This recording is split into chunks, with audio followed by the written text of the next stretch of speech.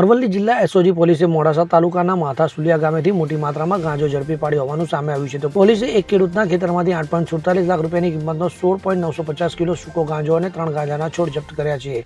અરવલ્લી જિલ્લા પોલીસ અધિક્ષક મનોહરસિંહ જાડેજાએ જણાવ્યું હતું કે એસઓજીની ટીમને બાતમી મળી હતી કે મોડાસાના માથાસુલિયા ગામે રામજી મણાજી પગી પોતાની માલિકીની જમીનમાં પ્રતિબંધિત ગાંજાનું વાવેતર કરી રહ્યા છે. તો આ બાતમીના આધારે એસઓજીની ટીમે રામજી પગીના ખેતરમાં તપાસ કરતા ગાંજાના 3 છોડ મળી આવ્યા હતા. ઉપરાંત તેમના ઘરના છાપરા પર પ્લાસ્ટિકની થેલીઓમાં રાખેલો 16.950 કિલો સૂકો ગાંજો પણ મળી આવ્યો હતો, જેની બજાર કિંમત આશરે 8.47 લાખ રૂપિયા છે. તો પોલીસે ખેતર માલિક રામજી મણાજી પગીની ધરપકડ કરી છે અને તેમની સામે NDPS એક્ટ હેઠળ કાયદેસરની કાર્યવાહી હાથ ધરવામાં આવી છે.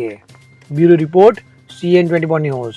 હવે જુઓ દેશ દુનિયાની તમામ ખબરો તમારી આંગળીના ટેરવે.